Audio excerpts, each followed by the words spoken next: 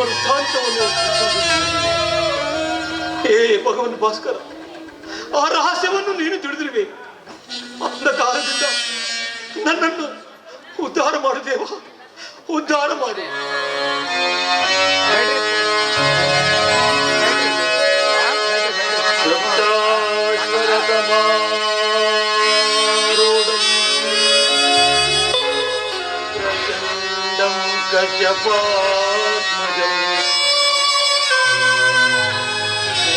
ಪದ್ಮಧರಂ ದೇವಂ ಸಂಸೋ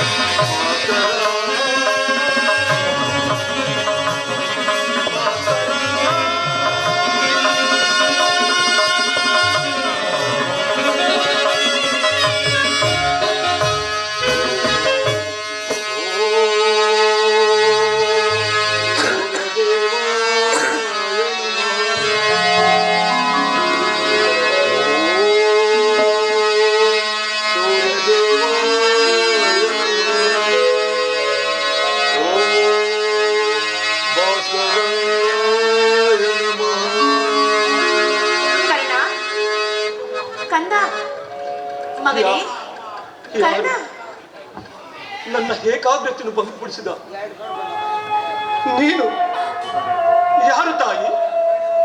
ನೀನು ಪೂಜಿಸುತ್ತಿರುವ ಸರ್ವ ಸಾಕ್ಷಿಯಾದ ಸೂರ್ಯ ದೇವನ ಜ್ವಲಂತ ಪ್ರಭೆಯನ್ನು ಮೊದಲು ತೋರಿಸ ಸ್ತ್ರೀ ನಾನು. ನನ್ನನ್ನು ಕುಂತಿ ಎಂದು ಕರೆಯುವರು ಮಗನೇ. ಕುಂತಿ ಅಂದರೆ ನನ್ನ ಎದೆ ತಾಯಿ ಅಮ್ಮ. ಬಹುದಿನದ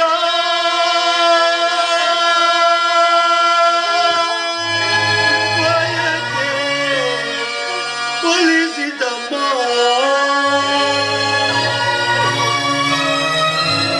ಬಯಸಿದ ದರ್ಶನವು ಲಭಿಸಿದಮ್ಮ.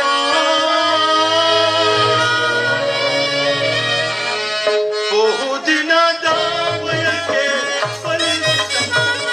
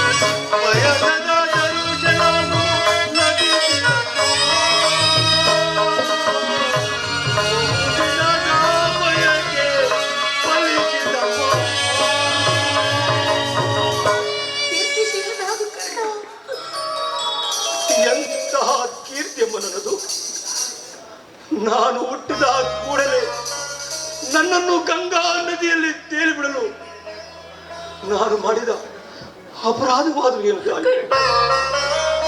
ಅಮ್ಮ, ಈ ಪಾಪಿಯ ದೇಹವನ್ನು ಅಲ್ಲಿರುವ ಜಲಾಚರಗಳು ಸಹ ತಿನ್ನದೆ ಹಾಗೆ ಬಿಟ್ಟು ಬಿಟ್ಟವೆ. ಕಾಡಿನಲ್ಲಿರುವ ಕ್ರೂರ ಮೃಗಗಳು ಕೂಡ ತಮ್ಮ ತಮ್ಮ ಮರಿಗಳನ್ನು ಅದೆಷ್ಟೋ ಪ್ರೀತಿ ಮಮತೆಯಿಂದ ಸಾಕು.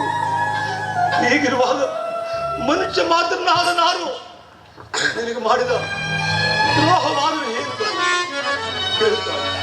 ಅಮ್ಮ, ಈ ಪ್ರಪಂಚವೇ ನನ್ನನ್ನು ಸೂತ ನೀಚ ಹೀನ ಕುಲದವನೆಂದು ಹೀರಿಸಿದಾಗ ಒಂದೇ ಒಂದು ಮಾತಿನಿಂದ ನೀನು ಅದನ್ನು ಬಗೆಹರಿಸಬಹುದಾಗಿ ಏಕಮ್ಮ ಸುಮನಾದೆ, ಏಕಮ್ಮ ಸುಮನಾದೆ.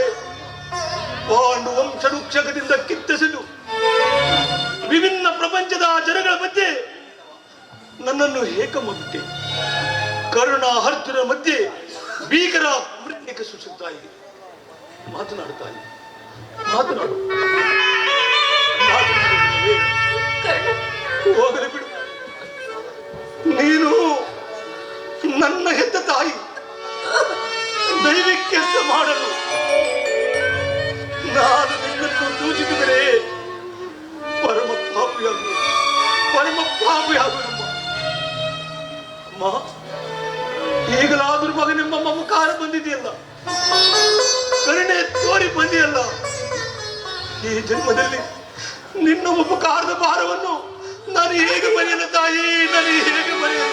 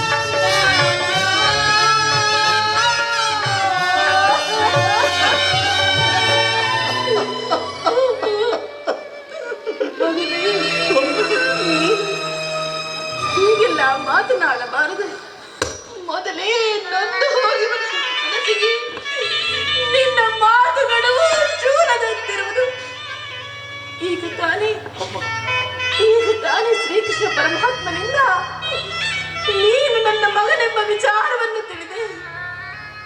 ಅಮ್ಮ, ಬಾಲ್ಯದಲ್ಲಿ ನೀನು ಪಟ್ಟಿರುವ ನಷ್ಟಗಳಿಗೆಲ್ಲ ನಾನೇ ಕಾರಣಗಳು. ಕರ್ಣ, ನನ್ನನ್ನು ಕ್ಷಮಿಸು ಮಗನೇ, ನನ್ನನ್ನು ಕ್ಷಮಿಸು ಕರ್ಣ. ಅಮ್ಮ, ನೀನು ಈ ರೀತಿ ಮಾತನಾಡುತ್ತಿರುವುದು ಬಾಲಕನಾದ ನನಗೆ ಶ್ರೇಷ್ಠವಲ್ಲ ತಾಯಿ. ನಾನು ಹತಭಾಗ್ಯನಮ್ಮ, ನಾನು ಹತಭಾಗ್ಯನು. ನನ್ನ ಕರ್ಮಕ್ಕೆ ನೀನೇನು ದಾನ ಮಾಡಿ ನಿನ್ನ ಪಾದ ಸೇವೆಯನ್ನು ಪೋಷಿಸಿರುವರಲ್ಲ ಆ ಸುಪ್ರೀತ ಶಾಲೆಗಳು, ಅವರೇ ನಿನಗೆ ಭಾಗ್ಯವಂತರು ತಾಯಿ, ಭಾಗ್ಯವಂತರು. ಕರ್ಣ, ಈ ಪಾಪಿಯಾದ ನನಗೆ ಇಂತಹ ಭಾಗ್ಯ ಎಲ್ಲಿಂದ ಬರಬೇಕು ತಾಯಿ? ಹೇಳು ತಾಯಿ, ಹೇಳು. ಆಗಿದ್ದು ಆಗಿ ಹೋಯ್ತು. ಈಗಲಾದರೂ ನನ್ನ ಮಾತುಗಳನ್ನು ಕೇಳು ಮಗನೇ. ಪಾಂಡವರೊಡನೆ ಸೇರು, ಕೌರವರೊಡನೆ ಸೇರಬೇಡ ಕರ್ಣ. ಇದು ಸೌಮಾತ್ರ ದಾನ ಮಾಡು ಕರ್ಣ, ಸೌಮಾತ್ರ ದಾನ ಮಾಡು. ಇದೊಂದು ಮಾತನ್ನು ಬಿಟ್ಟು ಬೇರೆ ಏನಾದ್ರೂ ಹೇಳ್ತಾ ನಡೆಸಿಕೊಡುವೆನು. ಆದರೆ ನಾನು ಜೀವಿಸಿರುವ ತನಕ ಸ್ವಾಮಿ ದ್ರೋಹವನ್ನು ಮಾತ್ರ ಮಾಡಲಾರೆ ತಾಯಿ, ಸ್ವಾಮಿ ದ್ರೋಹವನ್ನು ಮಾತ್ರ ಮಾಡಲಾರೆ. ಕರ್ಣ, ಅಮ್ಮ, ಹೆತ್ತ ತಾಯಿಯಾದ ನಾನು ನಿನ್ನಲ್ಲಿ ಭಿಕ್ಷೆಯನ್ನು ಬೇಡುತ್ತಿವೆನು. ಪಾಂಡವರೊಡನೆ ವೈರವನ್ನು ಕಳೆ ಮಗನೇ, ವೈರವನ್ನು ಕಳೆ. ಅಮ್ಮ, ನೀನು ವೀರಮಾತೆ, ನೀನೇ ಹೇಳು. ಬಲಿದಾತನು ನನ್ನನ್ನೇ ನಂಬಿ ಯುದ್ಧವನ್ನು ಹೂಡಿರುವಾಗ, ಆತನ ಕಾರ್ಯಗಳು ನನ್ನಿಂದಲೇ ಸಾಗಿಸಬೇಕಾಗಿರುವಾಗ, ಆತನ ಸಂಬಂಧಗಳನ್ನು ಕಲ್ಪಿಸಿಕೊಂಡು ನಾನು ಆತನನ್ನು ತೊರೆದರೆ ಕೊಲೆ ಪಾತಕಿದ್ದಲು ಕೀಳಾಗುವುದಿಲ್ಲವೇ?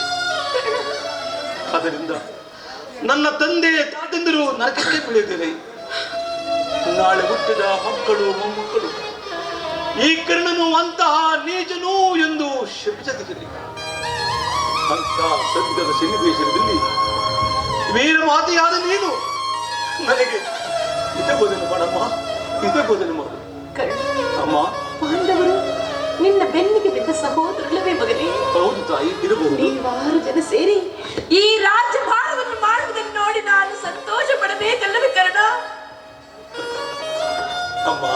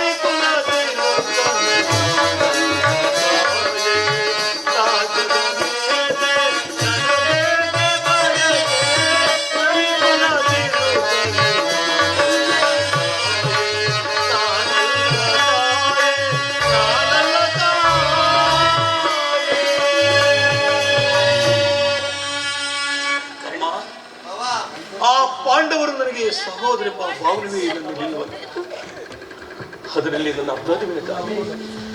ನೀನು ಹೆಳೆತನದಲ್ಲಿ ನಿಷ್ಕರಣಿಂದ ಬೆಳೆಸಿದ ಶಿಶುವು ಕೂಡ ಪೋಷಿಸದಲ್ಲದೆ ಒಣಗಿ ಹೋಗುವುದು, ಪುನಃ ಚಿಗುರುವುದೇ.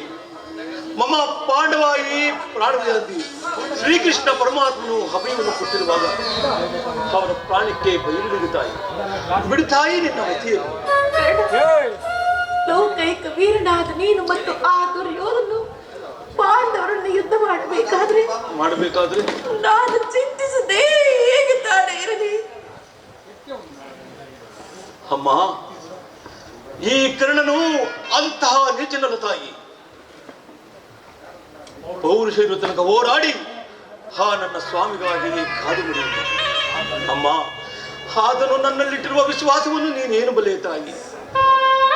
ಈ ಪ್ರಪಂಚವೇ ನನ್ನನ್ನು ಸೂತ ನೀಚ ಹೀನ ಕುಲದವನೆಂದು ವೀಳಿಸಿ ದೂಡಿ ಬಿಟ್ಟಿದ್ದಾಗ ಬಹು ಮುನ್ನಡೆಯಿಂದ ಸಾಕಿ ಸಲಹಿದನಲ್ಲವೇ ಕುಲಹೀನನನ್ನು ಅಂಗರಾಜ್ಯಕ್ಕೆ ಪಟ್ಟಾಭಿಷೇಕವನ್ನು ಮಾಡಿ ತನ್ನ ಪ್ರಾಣದಂತೆಯೂ ಹೃದಯ ಸಕಲಂತೆಯೂ ನನ್ನಲ್ಲಿ ನಂಬಿ ಯುದ್ಧವನ್ನು ಹೂಡಿರುವಾಗ ಆತನ ಕಾರ್ಯಗಳು ನನ್ನಿಂದಲೇ ಸಾಬೀತಪಡಬೇಕಾಗಿರುವಾಗ ಆತನ ಸಂಬಂಧಗಳನ್ನು ತಿಳಿದುಕೊಂಡು ಆತನನ್ನು ನಾನು ತೊರೆದರೆ ನಾನು ತೊರೆಯುವುದು ಧರ್ಮವೇ ತಾಯಿ. ಸರ್ವದಾಗಲಾರದು. ನಾನು ಈ ಯುದ್ಧದಲ್ಲಿ ಪರಮುಖನಾಗಲಾರ ತಾಯಿ, ಪರಮುಖನಾಗಲಾರೆ. ಅಮ್ಮ, ನಾಡಿನ ಯುದ್ಧದಲ್ಲಿ ಪಾಂಡವರೇನಾದರೂ ನಿನ್ನ ಕೈಗೆ ಸಿಕ್ಕಿದರೆ ಪಾಂಡವರನ್ನು ಉಳಿಸು ಮಗನೇ. ಅವರನ್ನು ಕೊಲ್ಲಬೇಡ ಕರ್ಣ, ಅವರನ್ನು ಕೊಲ್ಲಬೇಡ. ಅಮ್ಮ, ಪಾಂಡವರೆಂದರೆ ನಿನಗೆ ಎಷ್ಟೊಂದು ಪ್ರೀತಿ ಮಮಕಾರ ತಾಯಿ. ಆಗಬಹುದು ತಾಯಿ, ಆಗಬಹುದು. ಯಾರಾದನ್ನು ಉಳಿಸುವೆನು, ಆದರೆ ಅವನನ್ನ ಪರಮವೈರಿ ಅರ್ಜುನ ಮತ್ತೊಮ್ಮೆ ತಾಯಿ.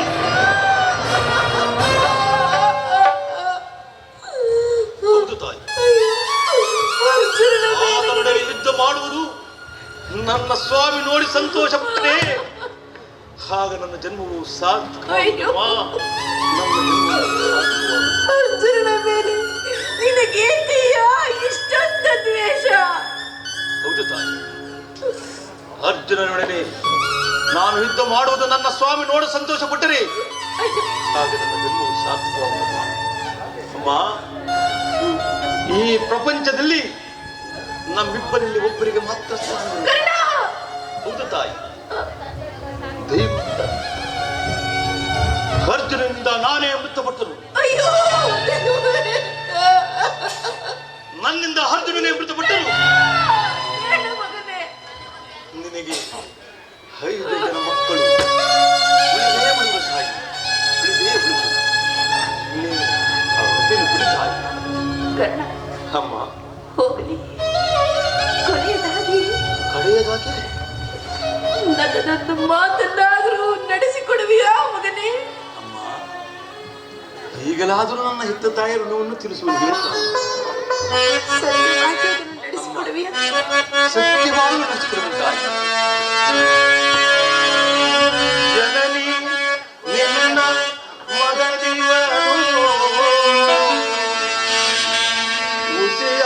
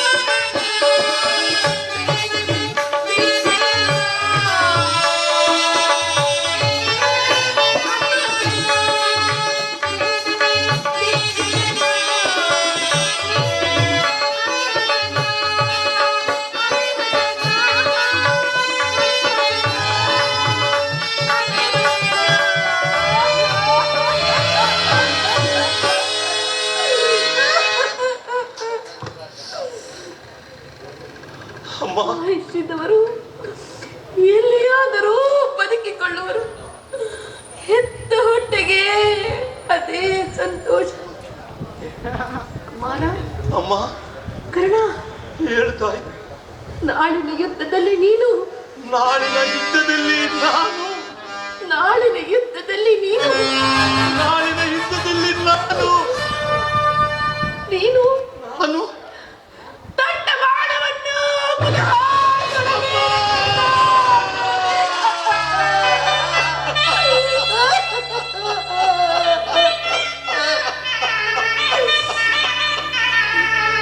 ಸುಯೋಧನ, ಈಗಲೀಗ ನೀನು ಬಿಟ್ಟೆ.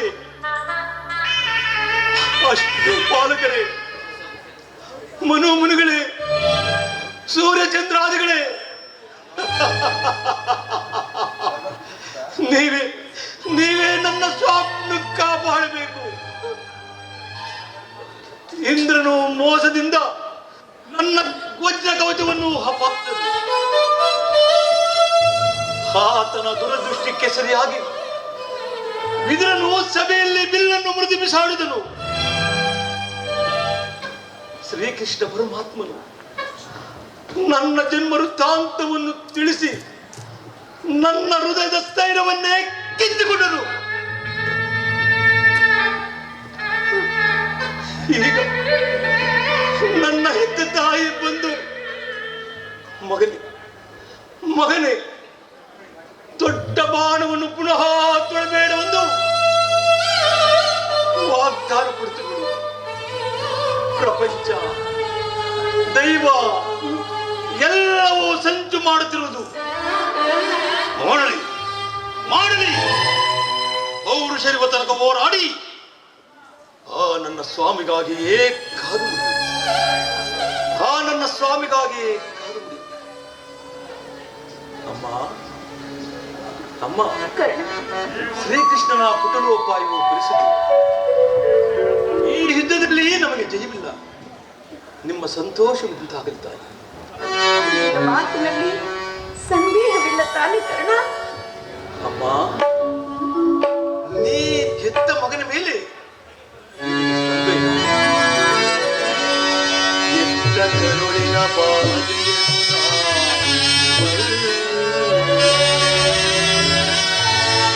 ಸತ್ಯ ಸಾಕ್ಷಿ ಧರ್ಮವನ್ನು ನಾ ಬಿಡಲಲ್ಲ.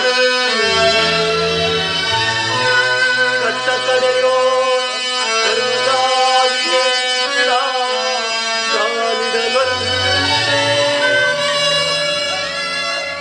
ಇದೋ ಕೊಡುವೆನು ಭಾಷೆಯನ್ನು ಬಿಡುತ್ತಿಲ್ಲ ಜನನಿ.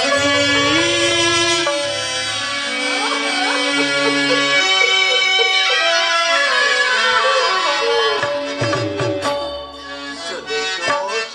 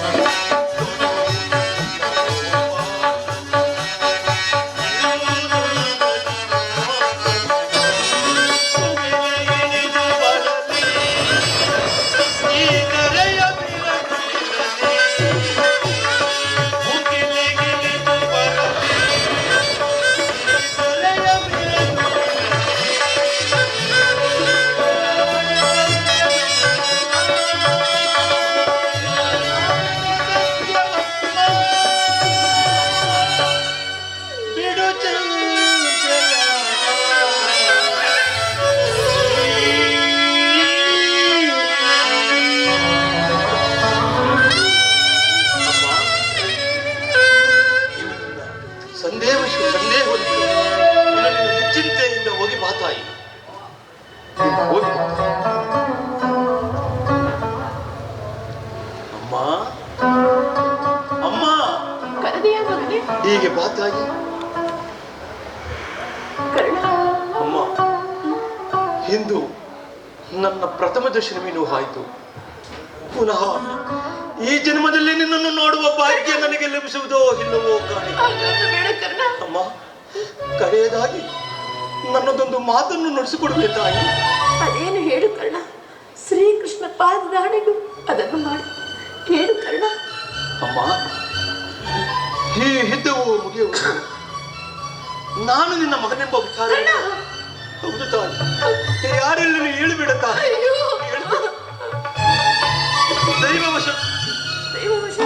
ಒಂದು ವೇಳೆ ನಾನೇನಾದರೂ ಯುದ್ಧದಲ್ಲಿ ಮೃತನಾದರೆ ಸತ್ಯ ಸಂಧಾನನಾದ ಧರ್ಮರಾಜನ ಕೈಯಿಂದಲೇ ನನ್ನ ಉತ್ತರಾಧಿಕಾರಿಗಳನ್ನು ಮಾಡಬೇಕೆಂದು ನಿನ್ನ ಪಾದ ಬಿಡುದು ಬೇಡಿಕೊಳ್ಳುವ ತಾಯಿ. ಅಯ್ಯೋ ದೈವವೇ.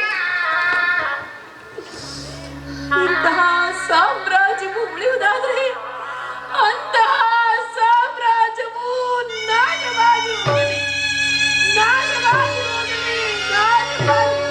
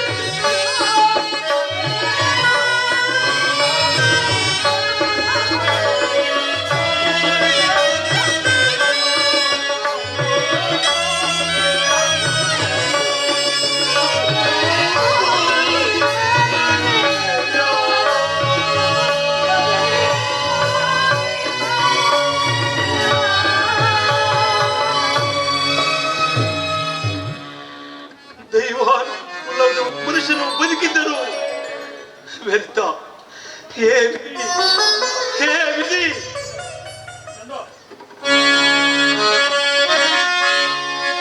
ಅರಿತವರ್ಯಾರೋ ವಿಧಿ ನಿನ್ನ ಮಾಯೆಯ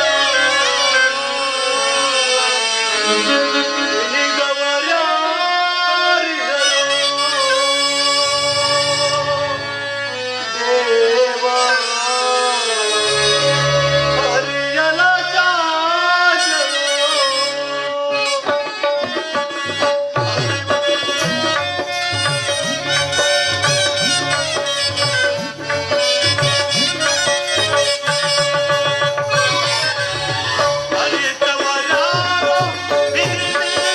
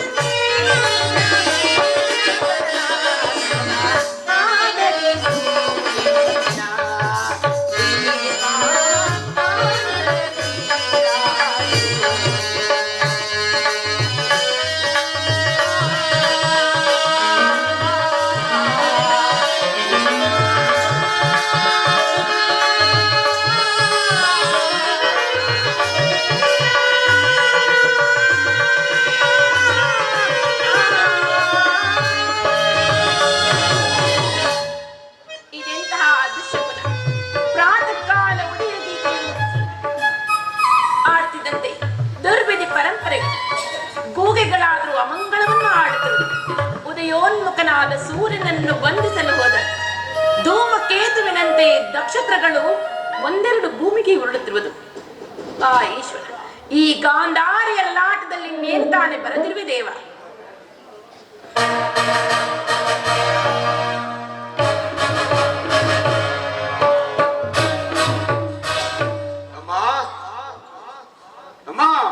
ಬಾ ಕುಮಾರ, ನಿನ್ನ ಸಲುವಾಗಿ ನಾನು ಬಹಳ ಆತುರದಿಂದ ಕಾದನು.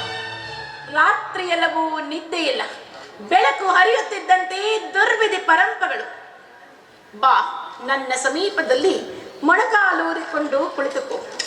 ನಾನು ನಿನ್ನನ್ನು ಸ್ಪರ್ಶಿಸುವೆನು. ದಯಾಮಯಿ, ನನ್ನ ಕುಮಾರನಿಗೆ ಯಾವ ಅಮಂಗಳವೂ ಆಗದಂತಿರಲಿ. ಅಮ್ಮ, ಈ ದಿನ ನಾನು ಯುದ್ಧಕ್ಕೆ ಹೊರಟಿರೋನು. ನನ್ನನ್ನು ಯುದ್ಧ? ಇದೆಂತಹ ಕೆಟ್ಟ ಸುದ್ದಿ ಕುಮಾರ. ಯುದ್ಧಕ್ಕೆ ನಿನಗೆ ಆಜ್ಞೆಯನ್ನಾದ್ರೂ ಕೊಟ್ಟವರೇ ಯಾರು? ಅಮ್ಮ, ಈ ಬಾಹುಗಳಲ್ಲಿ ಶಕ್ತಿ ಇರುವವರೆಗೂ ಯುದ್ಧದ ಸಲುವಾಗಿ ಯಾರ ಆಜ್ಞೆಯನ್ನು ಬೇಡುವುದಲ್ಲ ಜನನಿ. ತಾಯಿ, ನಿನಗೆ ತಿಳಿಯದೆ ಕುರುಕ್ಷೇತ್ರದಲ್ಲಿ ನಮ್ಮ ಸಮಸ್ತ ಸೈನ್ಯವು ಸಮ್ಮಿಳಿತವಾಗಿರುವುದು ನಿಮಗೆ ತಿಳಿಯದೆ ಜನನಿ? ತಿಳಿದಿರುವುದು. ಯುದ್ಧವು ಮನುಷ್ಯನ ನಾಶ, ನೀತಿಯ ಪ್ರಳಯ. ಅದನ್ನು ತಿಳಿಯುವ ಇಚ್ಛೆ ಇದ್ದರೆ ನೀನು ಪಾಂಡವರನ್ನು ಸಂಧಿಗಾಗಿ ಸಮ್ಮತಿಸು. ನಿನ್ನ ಗೃಹದ್ವಾರದಲ್ಲಿ ಕೈ ಜೋಡಿಸಿಕೊಂಡು ನಿಂತಿರುವ ಶಾಂತಿ ದೇವತೆಯನ್ನು ಯುದ್ಧಕ್ಕಾಗಿ ಆಹ್ವಾನಿಸಬೇಡ ಕುಮಾರ. ಅಮ್ಮ, ಈ ಅಪೌರುಷಿಕ ವಾಕ್ಯಗಳನ್ನು ಕೇಳಿ ಕೇಳಿ ನಾನು ಬೇಸತ್ತಿರುವ ಜನನಿ. ಏಕೆ ತಾಯಿ? 100 ಜನ ವೀರಪುತ್ರರನ್ನು ಹೆತ್ತ ವೀರ ಮಾತರಿ ಕೇವಲ ಒಂದಲ್ಪ ಯುದ್ಧದ ಸಲುವಾಗಿ ಇಷ್ಟೊಂದು ಕಾತರನಾಗಲಿ? ಯುದ್ಧವು ಕ್ಷತ್ರಿಯನ ಧರ್ಮ. ನಾನು ಆ ಧರ್ಮವನ್ನು ಪಾಲಿಸುತ್ತಿರುವನು. ಯುದ್ಧವು ಮನುಷ್ಯನ ನಾಶ, ನೀತಿಯ ಪ್ರಳಯ. ಅದನ್ನು ತಿಳಿಯುವ ಇಚ್ಛೆ ಇದ್ದರೆ ಪಾಂಡವರನ್ನು ಸಂಧಿಗಾಗಿ ಸಮ್ಮತಿಸು. ಪಾಂಡವರು ಆ ಪಾಂಡವರು ಮಾಡಿದ್ದು ಧರ್ಮ ಸಮ್ಮತವಾದರೆ ಅಂತಹ ಧರ್ಮಕ್ಕೆ ನನ್ನ ಶತಾಧಿಪತಿ ಕಾರಣವಿರಲಿ. ಸಭೆಯಲ್ಲಿ ಪತ್ನಿ ಅಪಮಾನವನ್ನು ನೋಡುತ್ತಾ ಎದುರಿಗೆ ಕುಳಿತಿರೋದು ಕ್ಷತ್ರಿಯ ಧರ್ಮವಂತಿರಲಿ, ಒಬ್ಬ ಮಾನವ ಧರ್ಮವೂ ಅಲ್ಲ. ನನ್ನ ಸತಿ ಭಾನುಮತಿಗಾಗಲಿ ಅಥವಾ ನನ್ನ ಅಂತಃಪುರದವರು ದಾಸಿಗಾಗಲಿ ಇಂತಹ ಅಪಮಾನವಾಗಿದ್ದರೆ ನಾನು ಏನು ಮಾಡ್ತಿದ್ದೆ ಬಲ್ಲೆದೇವನಿ? ಏನು ಮಾಡುತ್ತಿದ್ದೆ? ಪಡಬಂಧವನ್ನು ಕಿತ್ತೊಗೆದು ಸಮಸ್ತ ಪೃಥ್ವಿಗೆ ನನಗೆ ಪ್ರತಿಕಕ್ಷಿಯಾಗಿ ನಿಂತಿದ್ದರೂ ಸಹ ಲೆಕ್ಕಿಸದೆ ಈ ಅಪಮಾನಕ್ಕೆ ಮಾಡಿಯೇ ತೀರುತ್ತಿದ್ದೆ. ಆ ಧರ್ಮ ದುರುಳಿಯರಾದ ಪಾಂಡವರು ಮಾಡಿದ್ದೇನು? ಒಬ್ಬ ನಿಸ್ಸಹಾಯಕನು, ಕೈಲಾಗದ ಹೇಳಿಯು, ಒಬ್ಬನಂತ ತಟಸ್ಥ ಭಾವ. ಅದಕ್ಕಾಗಿ ಆ ಪಾಂಡವರನ್ನು ಕಂಡರೆ ನನಗಷ್ಟೊಂದು ದೇಶ. ಅವರೆಲ್ಲರೂ ಭರತ ವಂಶದ ಕಳಂಕ ಸ್ವರೂಪರು. ಅವರನ್ನು ಜಾತಿಗಳೆಂದು ಅಂಗೀಕರಿಸುವ ಇಚ್ಛೆಯೂ ನನಗಿಲ್ಲ.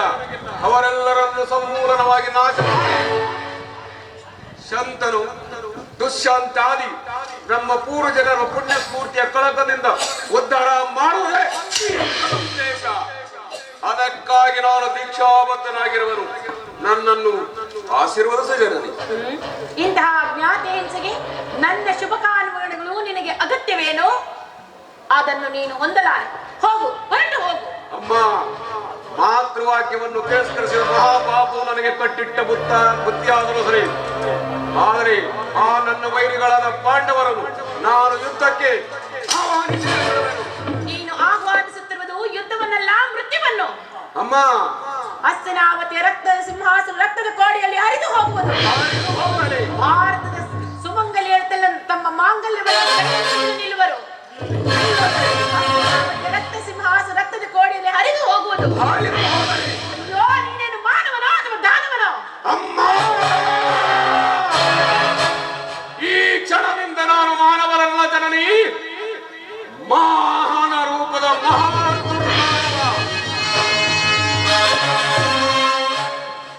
ಅಯ್ಯೋ ವಿಧಿ, ನನ್ನ 101 ಜನ ಕುಮಾರರಲ್ಲಿ ಈತನನ್ನು ಅತಿಯಾಗಿ ಪ್ರೀತಿ ಸಾಧಿಸಲಿದೆ.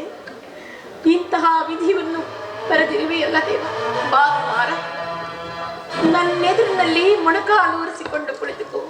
ಈ ಗಾಂಧಾರಿಯ ಅಗ್ನಿಮಯ ಸ್ಪರ್ಶದಿಂದ ಒಂದು ಹುಲ್ಲುಕಡ್ಡಿಯು ವಜ್ರಾಯುದಂತಾಗಿ ಯಥೋ ಧರ್ಮಸ್ತಥೋ ಜಯ, ಯಥೋ ಧರ್ಮಸ್ತಥೋ ಜಯ, ಯಥೋ ಧರ್ಮಸ್ತಥೋ ಜಯ. ಯಥೋ ಧರ್ಮಸ್ತಥೋ ಜಯ, ಯಥೋ ಧರ್ಮಸ್ತಥೋ ಜಯ, ಯಥೋ ಧರ್ಮಸ್ತಥೋ ಜಯ. ಹೌದು, ಯಾರಲ್ಲಿ ಧರ್ಮವಿದೆಯೋ ಅವರಿಗೆ ಜಯವಾಗಲೇಬೇಕು. ಕಾಲೋಚಿತವಾದ ಕ್ಷತ್ರಿಯ ಧರ್ಮಕ್ಕಾಗಿ ಪಣವನ್ನವನ್ನು ಕಿತ್ತಗೆದು ರಣಕಂಕಣವನ್ನು ತೊಟ್ಟತಿ ಚಲರಂಗ ಮಲ್ಲರಿಗೆ ಜಯವಾಗಲೇಬೇಕು. ದಶ ದಿಕ್ಕುಗಳು ಕಿವುಡಾಗುವಂತೆ ಹೋರ್ಗರೆಯು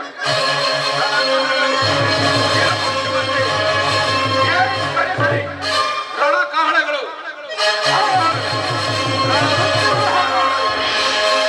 ನಮ್ಮ ಸರ್ಪಲಾಂಛನ ಇಂದಿನ ಮಂಗಳದ ಮುಂಗಳಕ್ಕೆ ಆ ಪಾಂಡವರ ಅಮಂಗಳಕ್ಕೆ ನಾಂದಿ, ಆ ಪಾಂಡವರ ಮಂಗಳಕ್ಕೆ ನಾಂದಿ, ಆ ಪಾಂಡವರ ಮಂಗಳಕ್ಕೆ ನಾಂದಿ.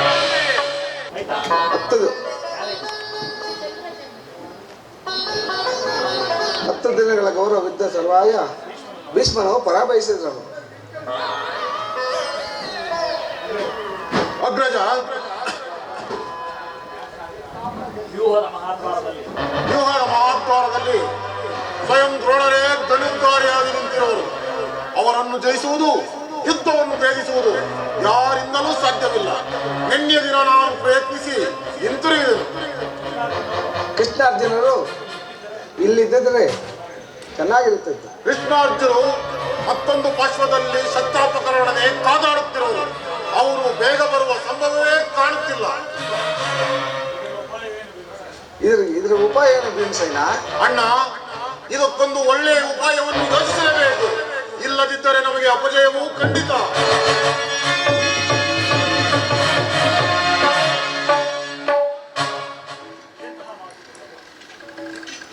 ಇದೆಂತಹ ಮಾತು ದೊಡ್ಡಪ್ಪ? ನಮ್ಮ ತಂದೆಯ ಕೈಯಲ್ಲಿ ಕಪಿಧ್ವಜವು ಹಾರಾಡುತ್ತಿರುವಾಗ, ನಿಮ್ಮಿಬ್ಬರಲ್ಲಿ ಗದೆ ಇರುವಾಗ ನಮಗೆ ಪಾಂಡವರಿಗೆ ಅಪಜಯವೇ? ಈಗ ನಮಗೆ ಒದಗಿರುವ ಆಪತ್ತಾದ್ರೆ ಏನು ದೊಡ್ಡಪ್ಪ? ಅಭಿಮನ್ಯು ಕೌರವ ಯೋಧರ ಬಾಣ ಪರಂಪರೆಯಿಂದ ನಮ್ಮ ಸೈನ್ಯ ಸೋತವಂದಾಗಿದೆ. ಅವತ್ತಿರೋದು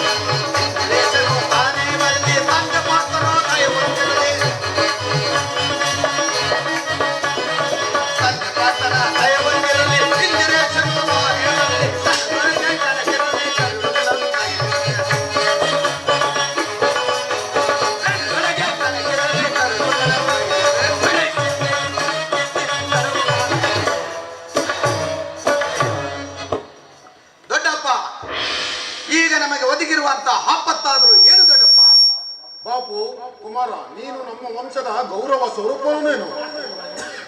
ಅಭಿಮನ್ಯು, ಇಂಥ ದುರ್ಸಾಹಸಕ್ಕೂ ನಿನ್ನನ್ನು ಕಳಿಸೋದು ಲೋಕಾಗತವಾಗಿದೆ.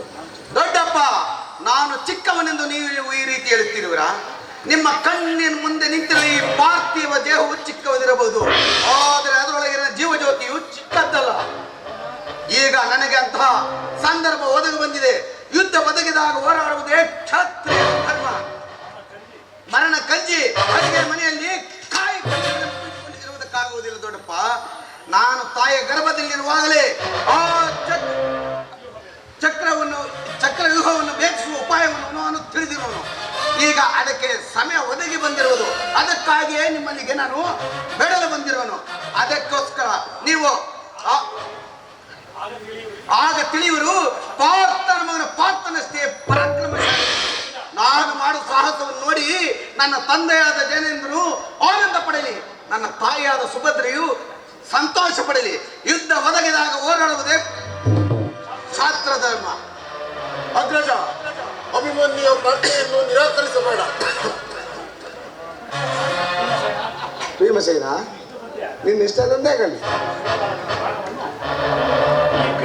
ಈ ಪ್ರಿಯ ಬಾಲವನ್ನು ನಿನ್ನ ಕೈಯಲ್ಲಿರುವನು. ಹೋಗು ಕುಮಾರ, ಜಯಿಸಿರನಾಗು. ದೊಡ್ಡಪ್ಪ, ನಿಮ್ಮ ಆಶೀರ್ವಾದವು ನನಗೆ ವಜ್ರ ಕವಚದಂತೆ ಬೆಂಬಲವಾಗಿರುವಾಗ ನನಗೆ ಭಯವಿಲ್ಲ ದೊಡ್ಡಪ್ಪ. ನಡೆ ಹೋಗೋಣ.